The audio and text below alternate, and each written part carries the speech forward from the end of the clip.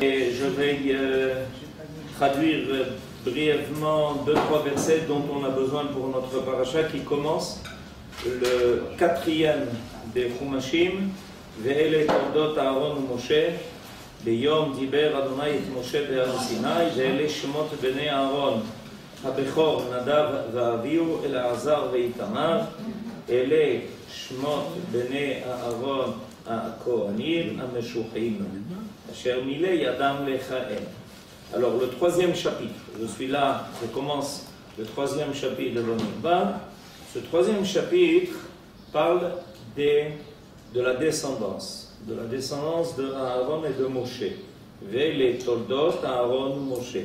Donc voilà quelle va être la descendance de Aaron et de Moshe. Beyom diber Adonai et Moshe be'ar Sinai, le jour où Dieu a parlé à Moshe au Sinaï. Ve'ele shemot bnei Aaron. Et voilà quels sont les noms des enfants de Aaron. Abechor, l'aîné Nadav, son frère Avihu, et les Hazar et Itamar, ils étaient 4 fils en tout. Voilà les noms des enfants de Aaron, les Kohanim, qui ont été oints pour servir en tant que Kohanim. Alors, on va tout de suite passer à Rashi qui fait une remarque très importante à propos de ce verset. Le verset commence en disant, voilà quelle va être la descendance de Aaron et de Moshe. Je lis Rashi, Ve'eno maskir ela bene Aaron. Et le texte ne va parler que des enfants de Aaron. Venikreu toldot Moshe. Et malgré cela, bien qu'on ne parle que des enfants de Aaron, ces enfants de Aaron s'appellent aussi la descendance de Moshe. Alors, évidemment, la question tout de suite apparaît, pourquoi dire qu'on va parler de la descendance de Aaron et de Moshe alors qu'on ne va qu'invoquer la descendance de Aaron? Et pourquoi appeler la descendance de Aaron la descendance de Aaron et de Moshe? Voilà la question qui se pose et à laquelle Rashi veut répondre. Il donne la réponse suivante. Melamed, ça vient nous enseigner Shekol ha-melamed et ben chavero Torah, que tous ceux qui enseignent le fils de son ami, de son prochain, qui lui enseigne la Torah, Ma'ale alav katuv kilu yelado. On le considère comme s'il avait lui-même enfanté. Alors, le grand chidouche qui apparaît ici, c'est que on va parler donc des enfants de Aaron et on les appelle les enfants de Aaron et de Moshe. Pourquoi est-ce que tu les appelles les enfants de Aaron et de Moshe? Parce que Aaron les a enfantés et Moshe les a enfantés aussi. Parce qu'il y a 2 façons d'enfanter quelqu'un. La première façon est en être les parents qui ont amené les enfants au monde. Ça, c'est la première dimension. La deuxième dimension que nous est enseignée ici, c'est une dimension qui est d'ordre moral et spirituel. C'est-à-dire que Moshe, ayant pris soin de l'éducation des enfants de Aaron, c'est lui qui va leur enseigner la Torah, alors ils vont être aussi appelés les enfants de Moshe, bien qu'ils étaient les enfants de Aaron. Ça c'est le premier enseignement qui nous est donné. Mais il y a un deuxième élément qui nous est enseigné et qui nous est donné ici. Le deuxième enseignement est que dans ce verset-là que je viens d'invoquer, il nous est dit que donc les enfants de Aaron étaient aussi les enfants de Moshe. Mais il est rajouté dans le verset quelque chose d'intéressant. Quand est-ce que c'est arrivé? Quand est-ce que ça s'est passé, cette histoire? Beyom diber Hashem et Moshe. Le jour où Dieu a parlé à Moshe. Pourquoi est-ce qu'on a besoin de préciser dans le verset Beyom diber Hashem et Moshe be'ar Sinai?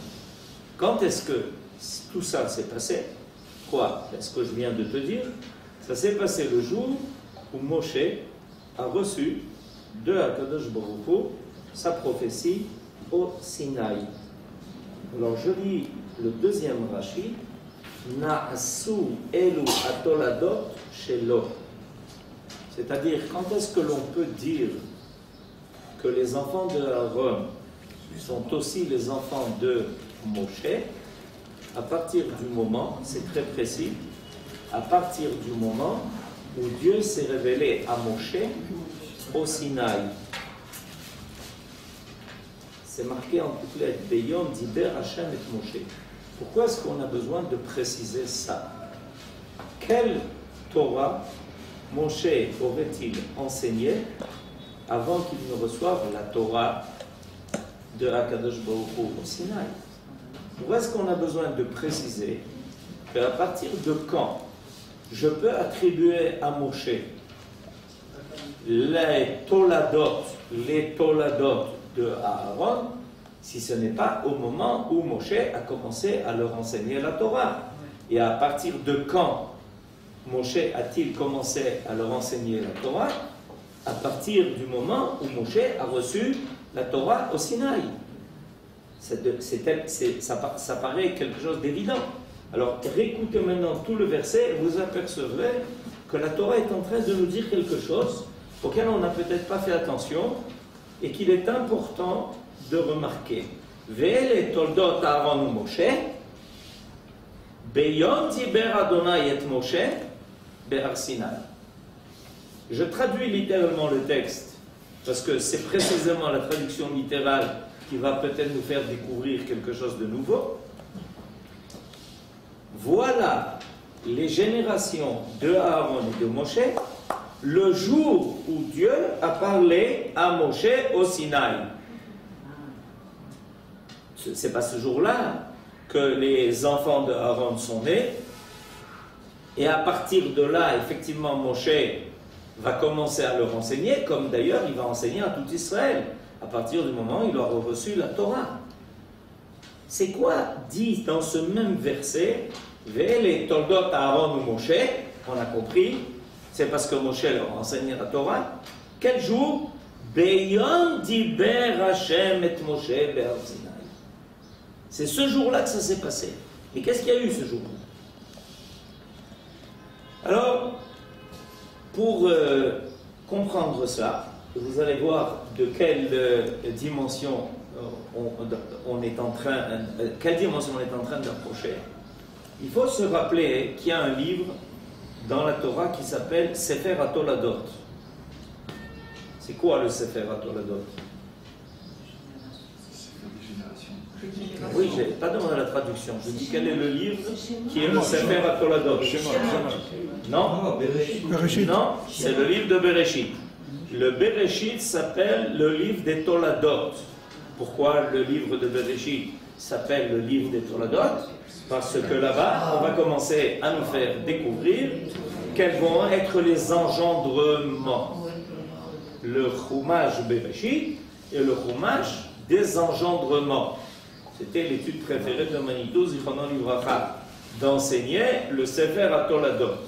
Pourquoi? Parce qu'il est clair que dans le Chumash de Bereshit, on va nous faire découvrir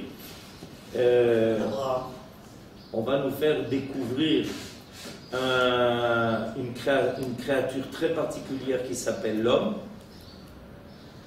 et les engendrements de l'homme vont porter des noms.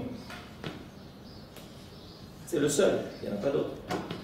Il n'y a que l'homme qui va, aujourd'hui, Baruch Hashem, ce matin, j'ai eu le temps d'être à une Brit Mila, et voilà que le moment le plus émouvant au moment de la Brit Mila, c'est quand le père va révéler le nom qu'il va donner à son fils. Tout le monde est là et attend. D'ailleurs, ça a pris ce matin quelque temps. Le papa est resté muet. On lui demande, je ne sais pas s'il se rappelait plus ou il attendait qu'on lui ouvre la bouche.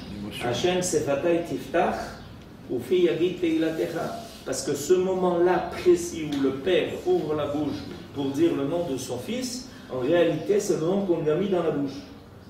Vous savez qu'il est déjà arrivé des cas, je crois que j'ai même assisté une fois à un cas pareil, où le père a dit un autre nom que le nom qui avait été convenu avec sa femme. Alors sa femme entend le nom, elle dit mais de quoi il parle? Et c'est un autre nom, il dit un autre nom. C'est toute une histoire en général, parce qu'à ce moment-là, on commence à se poser la question, quel est le véritable nom? Celui auquel ils avaient pensé ou celui qu'Akadosh Baruch Hu est en train de lui mettre dans la bouche? C'est le Sefer HaToladot. Le Sefer HaToladot, c'est pas seulement dire qu'un tel a engendré des fils et des filles, parce que dans le Chumash de Bereshit, on nous parle de ça, de gens qui ont engendré des fils et des filles, sans donner le nom, mais parmi eux, il y en a un qui reçoit un nom.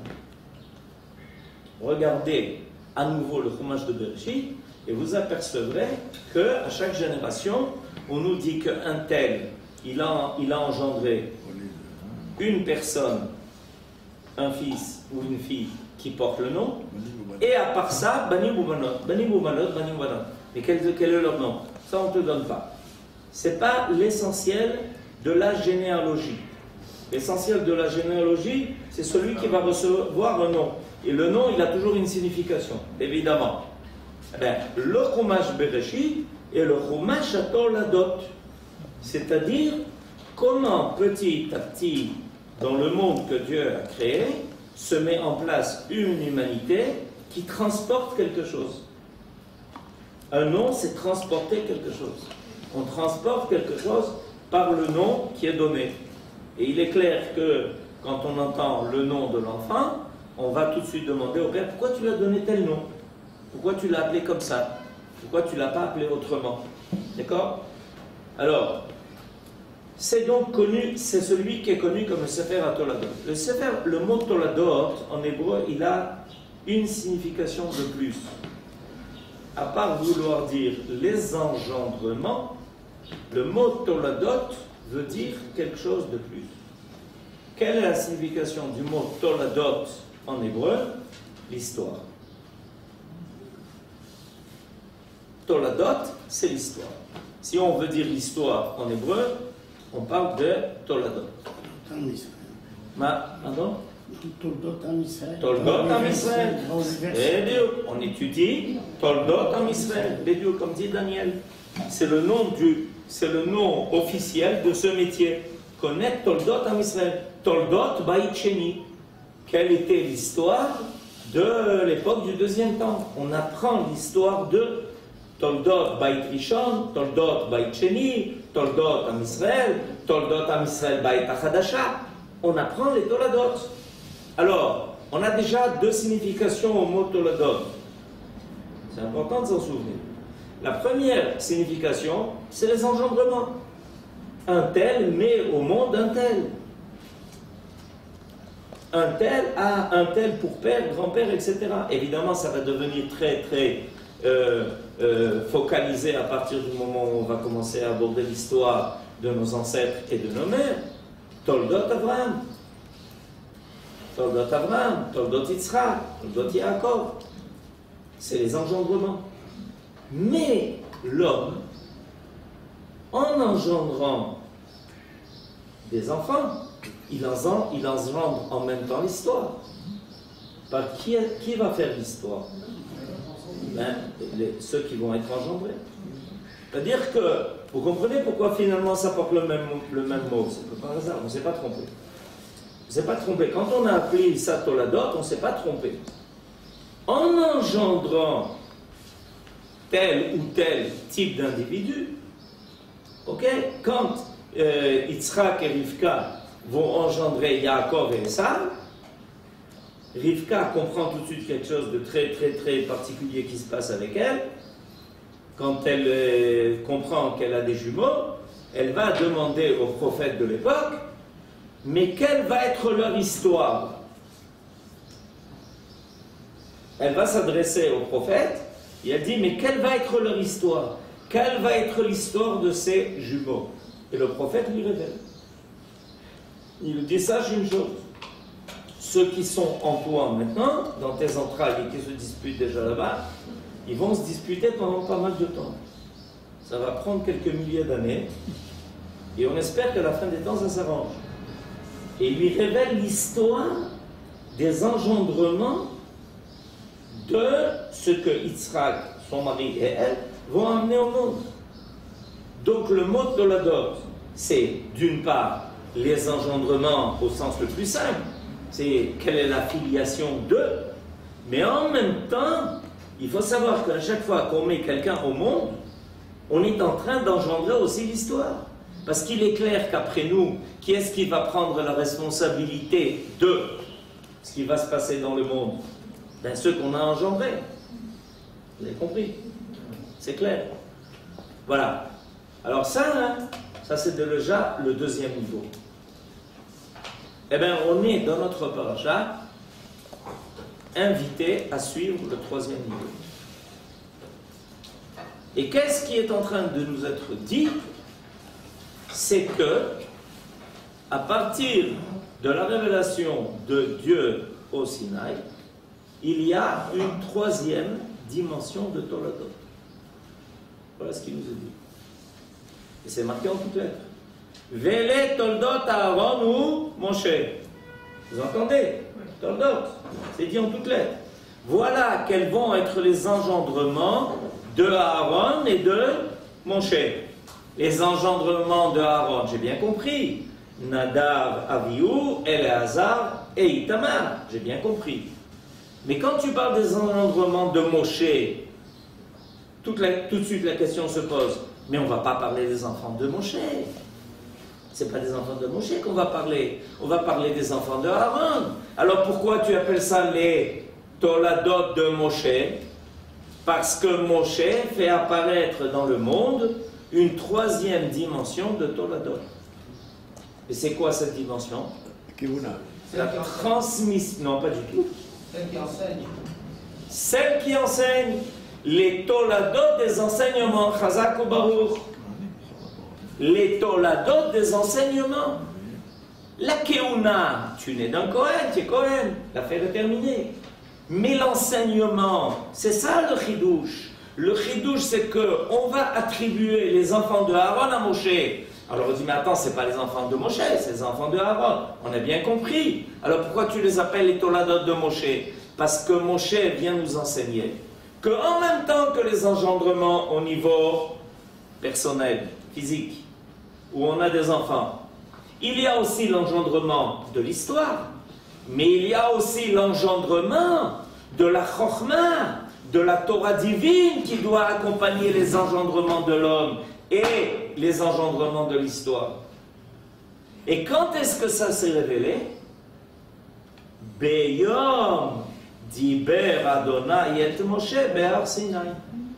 C'est-à-dire que jusqu'à l'époque du don de la Torah au Sinaï, dans une semaine exactement, Shavuot, si Dieu veut la semaine prochaine, après Shabbat, les Toladot du monde, c'est les engendrements au niveau physique, on a des enfants, c'est les engendrements de l'histoire, parce que déjà dans le Chumash de Bereshit, on nous raconte comment les hommes vont faire l'histoire.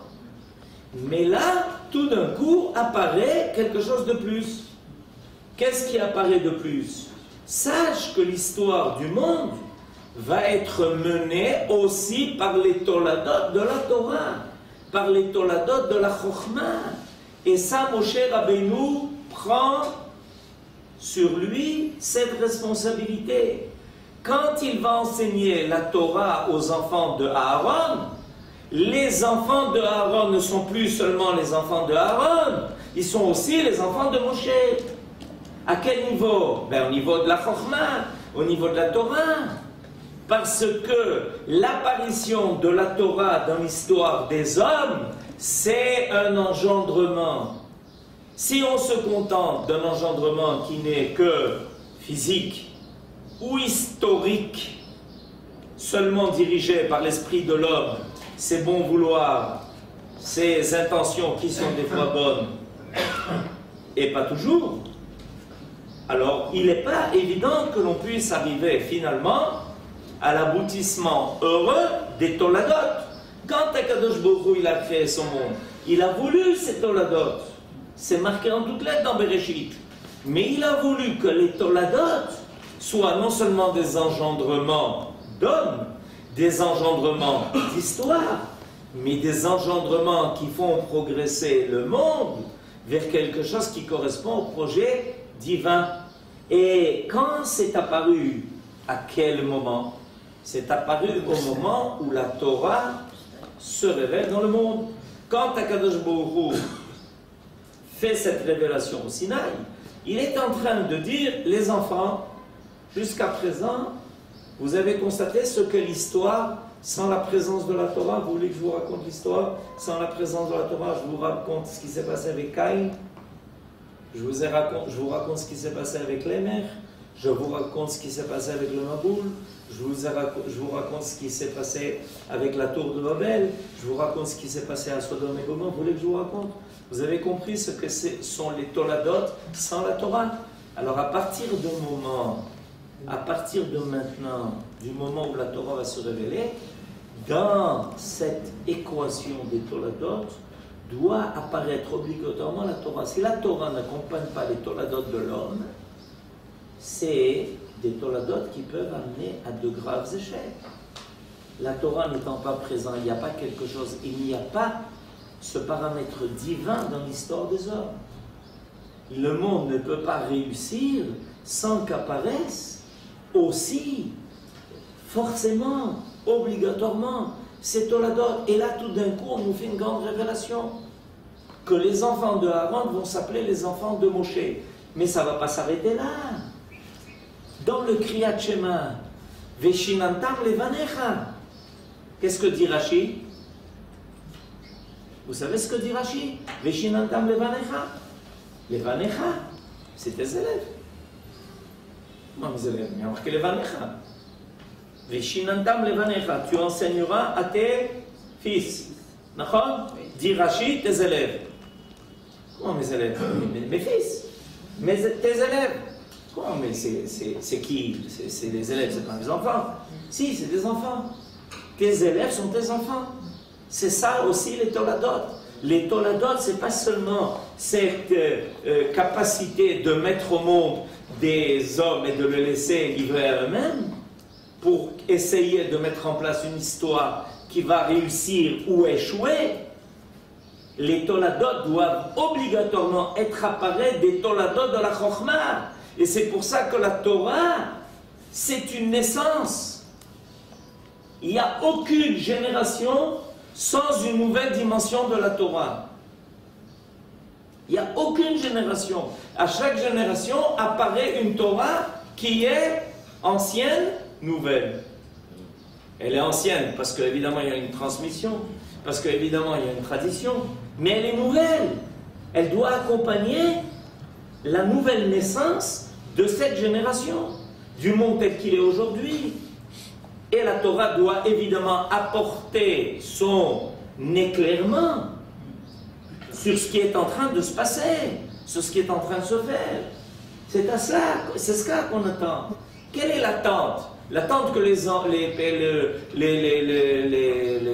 hommes continuent d'enfanter, a priori ça se passera de façon naturelle, mais ce n'est pas propre à l'homme seulement. C'est pas propre à l'homme seulement de continuer, de perpétuer les générations. Et il y a une histoire qui se met en place par l'intermédiaire de l'homme. Il y a des choses qui se font, qui sont négatives ou qui sont positives. Et là, dans notre paracha, on nous enseigne un chidouche. Il faut qu'il y ait aussi les Toladot de la Torah. Il faut qu'il y ait des gens qui soient dans la salle d'accouchement de la génération. Il y a la salle d'accouchement individuelle, là où chacun va naître. Mais il y a une salle d'accouchement de la génération. Notre génération est en train d'accoucher d'une nouvelle phase de l'histoire d'Israël et même d'une nouvelle phase de l'histoire du monde. Vous croyez que l'histoire qu'on va vivre est l'histoire qui ressemble à celle que nos parents ont vécue, ou nos grands-parents ont vécue, ou nos arrière-grands-parents ont vécue? Mais pas du tout. C'est clair. C'est pas shoot. Je voudrais revenir aujourd'hui à cette Brit Mila où j'ai assisté et où le père, les parents ne sont pas depuis si longtemps en Israël, à mon avis moins de 10 ans.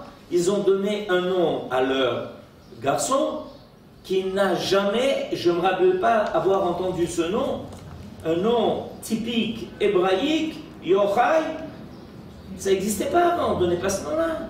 Il a fallu qu'on arrive en Eretz Israël pour commencer à entendre le nom du père de Rabbi Shimon. Rabbi Shimon Bar Yochai. Vous avez compris? Yochai, ça veut dire le Dieu vivant, si vous n'avez pas remarqué. Rabbi Shimon est le fils du Dieu vivant. Pas mal. D'accord. Grâce à Dieu, j'ai un fils. Leda Toldot, c'est pareil? Pardon? Leda et Toldot, c'est pareil? Mais oui, c'est la même racine. Non, c'est pas une question. C'est la même racine. Ah, c'est pas une question, une affirmation. Ma question, c'est l'enseignement de Moshe sur les enfants de Aaron. Il est ce qu'il est, il est magnifique. Maintenant, comment se fait-il qu'ils aboutissent à mourir puisqu'ils en ont fait trop? Donc il y a une part de l'homme qui rajoute. Racontez-nous ça. Quoi, vous voulez? Non, puisqu'ils sont morts. Ils ont été... Parlez-nous de l'affaire de Nadav et Abihu. Ils ont reçu l'enseignement de Moshe. Ça fait partie de l'histoire. Ça fait partie de l'histoire. Ça fait partie aussi des enseignements. Tout ce qui se passe. Pardon? On apprend de toutes les erreurs de nos pères aussi. Si. Que quelqu'un s'envole vers Dieu, que quelqu'un s'envole vers Dieu, ce n'est pas forcément le résultat d'une faute. Ça fait partie de l'histoire. Il y a, à l'époque déjà, dans les premières générations, on nous raconte que c'est arrivé à quelqu'un qui s'appelait Hanor. Il s'est envolé vers Dieu. Eliyahu Hanavi, à quel âge il s'est envolé vers Dieu, vous savez? Personne ne sait. Il s'est envolé vers Dieu. Ça fait partie de l'histoire. Ça fait partie des Toladot. Les Toladot, c'est pas... Quand on parle des Toladot à ce niveau-là, il y a des choses qui se font dans le monde, il y a des choses qui se révèlent dans le monde, il y a des événements qui ponctuent l'histoire du monde. C'est pas forcément selon ce que l'homme imagine. Est-ce que vous avez imaginé, vous, ce qui s'est passé cette semaine? Demandez à monsieur l'ambassadeur, il va vous le dire. Quelqu'un pouvait imaginer? Non, même les acteurs ne s'imaginaient pas. Encore moins. J'ai entendu quelqu'un qui a dit, mais ils ne savaient pas ce qu'ils faisaient, ils n'étaient pas conscients. Ils ne voulaient pas arriver à ça. Nachon, parce que tu as oublié une chose. C'est que, à part vous, les hommes, qui levaient le doigt ou qui ne levaient pas le doigt ou qui appuyaient, je ne sais pas comment on fait aujourd'hui avec le doigt, si on le lève ou on appuie. Mais Kitso, il n'y a pas que vous qui dirigez l'histoire. Qui sait le miracle que Akadosh Baruch Hu nous a fait? On sait. On est conscient. Un jour, on s'en rendra compte. Un jour, on a dit Gdil Hashem la'asot imanu, et Gdil Hashem la'asot im ele. Waouh, maintenant on a compris. Combien de fois ça nous est arrivé dans l'histoire, ça? Que après longtemps, on comprenne tout d'un coup qu'il y a eu quelque chose de phénoménal qui s'est passé, dont personne n'était maître, parce que toute logique et toute personne qui s'occupe d'analyse, les meilleures analyses vont dire mais non, la folie. Qui est-ce qui va se saborder au bout d'un mois? Personne ne le fait. D'accord? Eux-mêmes ne le savaient pas. Et comment on est arrivé à ça? Mais personne ne le sait, ils sont en train d'essayer de comprendre ce qu'ils ont fait. Ils essayent de comprendre ce qu'ils ont fait. Mais il faut bien comprendre, il y a plusieurs dimensions des Toladot. Si aujourd'hui on a compris ça, on a peut-être compris la chose la plus essentielle. Nous on voit la Toladot, on dit Mazal Tov, quoi? Il a eu un enfant. Ok. Tu sais ce que cet enfant va faire dans 40 ans? Tu sais. Tu sais peut-être qu'il va changer la face du monde dans 40 ans, tu le sais. Tu as une idée quand tu as mis au monde Rabbi Shimon. D'accord? Sa mère, elle a mis au monde Rabbi Shimon. On parle de la mère de Rabbi Shimon. De Rabbi Shimon Bar Yochai.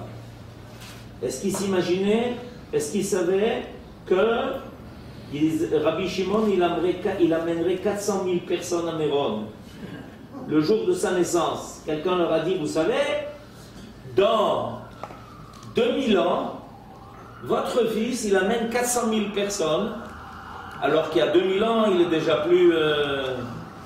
vous comprenez? Il est vivant, mais on ne le voit pas. D'accord? Est-ce que vous pensez que ça... Ils vont dire, enfin, de quoi tu me parles? Comprenez? Il y a des toladot, il faut s'habituer. C'est le chidouche quand la Torah est en train de nous faire. Quand tu parles des toladot, tu parles des toladot que tes yeux voient. À la rigueur, tu entends parler les événements, tu entends les nouvelles, tu dis, ah, il y a eu des toladot. Mais à la fin, tu comprends qu'il y a d'autres toladot. Il y a les toladot de la Torah, il y a les toladot du projet divin, il y a les toladot de la révélation de Akadosh Baruch Hu au Sinaï. Depuis la révélation de Moshe Rabbeinu, de Akadosh Baruch Hu à Moshe Rabbeinu au Sinaï. Ok? D'accord? Là, comme Moshe Rabbeinu est monté au Sinaï, Akadosh Baruch Hu s'est révélé à lui. D'accord? Après combien de temps cette révélation de Akadosh Baruch Hu par la Torah, après combien de temps cette révélation s'est arrêtée et terminée?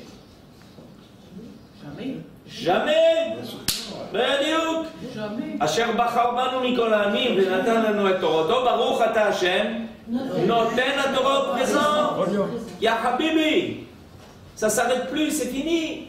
Et si Akadosh Baruch Hu continue de se révéler par sa Torah, qui n'arrête pas de continuer à se révéler depuis le Har Sinaï, vous croyez que ça n'occasionne pas des événements? Et vous croyez que ça n'occasionne pas des âmes qui sont capables de transporter cette Torah, de l'enseigner et de la révéler? Eh bien, c'est le chidouche. Sache une chose, c'est qu'un jour, les enfants d'un tel ne seront pas seulement considérés comme les enfants de leur père et de leur mère, mais de ceux qui les ont engendrés au niveau moral et spirituel. Ils seront appelés aussi ses enfants. Et c'est ce qui est marqué dans le Kriyat Shema. Veshinantam levanecha. C'est le Rav et ses élèves.